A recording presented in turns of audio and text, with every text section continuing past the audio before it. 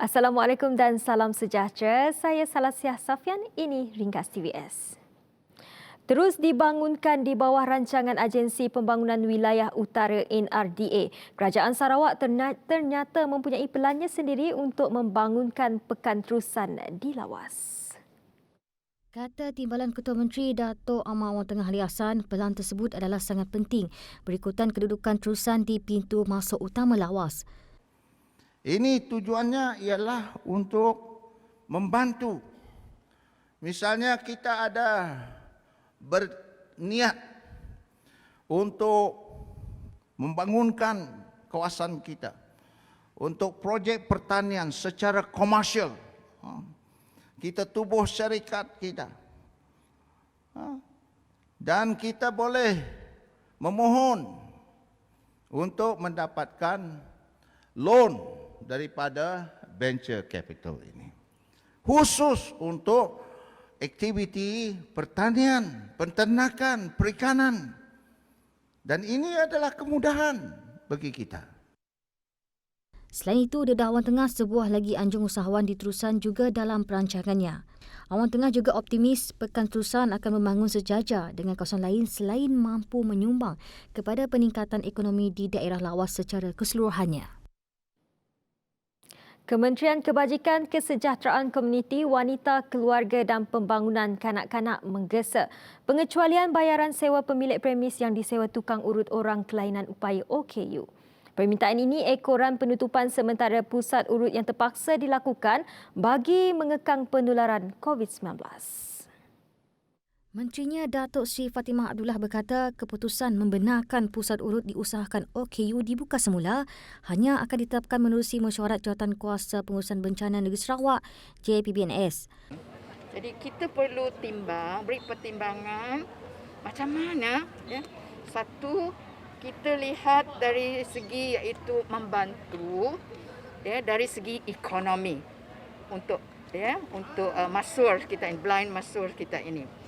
Kemudian pada masa yang sama kita mempunyai tanggungjawab untuk memastikan bahawa mereka selamat. Ya, mereka selamat sebab kita nak pastikan bahawa orang yang datang untuk mendapat perkhidmatan itu mematuhi SOP. Beliau berkata demikian kepada pemberita selepas majlis penyampaian bakul makanan korporat kepada OKU cacat penglihatan pada Selasa. Menurut Fatimah, 17 premis melibatkan sekurang-kurangnya 80 orang OKU cacat penglihatan terjejas pendapatan bagi mematuhi arahan JPBNS. Tidak diwajibkan, namun jika diteruskan penganjurannya, ia harus mematuhi prosedur operasi standard SOP yang ditetapkan.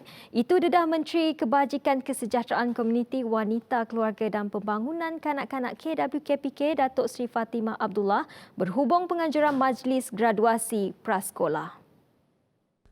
Katanya lagi, para ibu bapa juga bebas menentukan kehadiran anak-anak mereka ke majlis tersebut. SDMC memberi kebenaran untuk menjalankan iaitu proses graduasi. Tapi seperti juga majlis yang lain mesti mematuhi SOP. Nombor satu dari aspek iaitu pemilihan tempat dan jumlahnya. Jadi jumlah yang boleh berkumpul pada satu-satu masa iaitu yang melibatkan guru, yang melibatkan anak, yang melibatkan ibu bapa. Jadi jumlahnya tidak boleh melebihi 50% daripada full capacity bilik tersebut. Ya. Animasi popular Upin dan Ipin musim 14 bagi episod Barang Baik, Barang Kita menampilkan Menteri Perdagangan Dalam Negeri dan Hal Ehwal Pengguna Datuk Seri Alexander Nantalinggi. Episod ini juga sempena penajaan kementerian untuk siri Upin dan Ipin bagi memperhebatkan lagi promosi kempen Beli Barangan Malaysia KBBM sepanjang tahun 2020. Barang baik, barang kita dibahagikan kepada 3 bahagian merupakan episod ke-22, ke-23 dan ke-24 di mana tarikh siaran pertama telah bermula pada 1 Disember. Penampilan Alexander merupakan watak pertama yang berasal dari Malaysia Timur iaitu Sarawak, sekaligus Menteri Kerajaan Malaysia yang sedang berkhidmat pertama muncul dalam siri animasi tersebut. Proses penganimasian dan rakaman suara Datuk Seri Alexander dijalankan sewaktu lawatan beliau bersama kepimpinan KPDN-HEP ke Lesko Park Production. Pihak produksi mengumumkan bahawa episod ini akan terus dimuat naik ke saluran Lesko Park tanpa siaran di MNCTV, malah tiada tayangan perdana di saluran televisyen. Sebelum ini, Pengarah Urusan Lesko Park Burhanuddin Muhammad Razif berkata, kekukuhan watak animasi Upin dan Ipin yang dibina lebih 10 tahun lepas amat diyakini untuk menyampaikan mesej KBBM. Di samping itu juga membantu kerajaan merancakkan lagi pertumbuhan ekonomi negara menerusi kuasa beli pengguna. Sementara itu, dalam perkembangan lain, Alexander menyarankan golongan orang kelainan upaya OKU menceburi bidang perniagaan. Ini adalah bagi usaha meningkatkan taraf ekonomi mereka dengan memanfaatkan pelbagai kemudahan disediakan oleh kerajaan.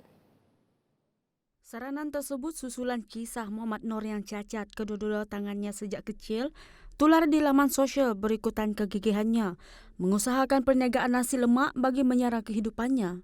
Muhammad Noor atau mesra dipanggil Dek Mat tidak menjadi kekurangan fizikalnya sebagai halangan untuk mencari rezeki.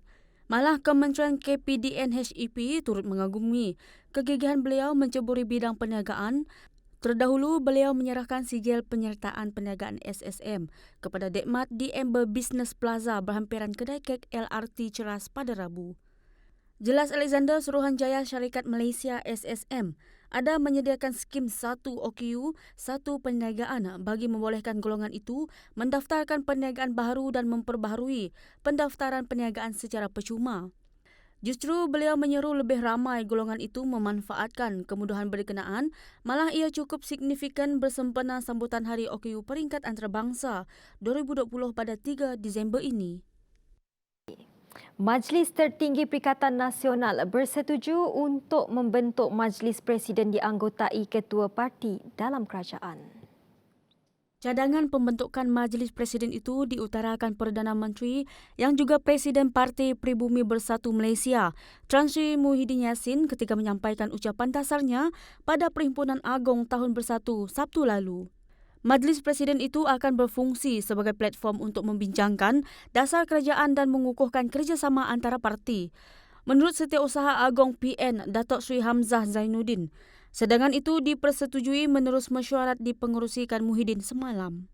Mesyuarat itu dihadiri Presiden PAS Datuk Seri Abdul Hadi Awang, Presiden Parti Solidariti Tanah Airku Datuk Seri Dr. Jeffrey Kitangan, Presiden Parti Maju Sabah SAB Datuk Seri Yong Tek Lee dan Timbalan Presiden Bersatu Datuk Seri Ahmad Faizal Uzumu sebagai Timbalan Pengerusi PN serta semua ahli majlis tertinggi lain. Juara 7 kali Formula 1 F1 Lewis Hamilton disahkan dijangkiti COVID-19 sekaligus memadamkan peluangnya untuk menyertai Grand Prix di Bahrain minggu ini. Agensi berita Sputnik melaporkan perlumbaan akan berlangsung pada Jumaat hingga Ahad. Perlumbaan itu menunjukkan gejala ringan dan sedang dikuarantin mengikut garis panduan kesihatan Bahrain serta protokol COVID-19. Pasukan Hamilton Mercedes telah mengesahkan perkara itu. Hamilton pelumba F1 ketiga yang dijangkiti COVID-19 selepas pelumba Meksiko Sergio Perez dan Kanada Lance Stroll. Tahniah anak Sarawak, tahniah Malaysia. Alina Murang membanggakan negara apabila diumumkan sebagai pemenang bagi anugerah penggayaan terbaik dalam Festival Video Music Buenos Aires 2020. Keputusan itu disahkan Alina melalui perkongsian di akaun Instagramnya yang memaparkan keputusan rasmi yang dinyatakan di laman web festival berkenaan. Ini sekaligus menyaksikan Alina berjaya mengetepikan 7 saingan lain dari pelbagai negara. Kemenangan tersebut diperolehi menerusi karya lagu suku kaum Kelabit yang berjudul Midang Midang. Dalam festival yang sama, Alina turut berjaya menempatkan karya Midang Midang dalam pencalonan video antarabangsa terbaik. Laporan itu tadi mengakhiri ringkas TVS untuk jam ini. Teruskan kesetiaan anda bersama kami di saluran 122. Saya Salsia Safian, salam hormat dan jumpa lagi.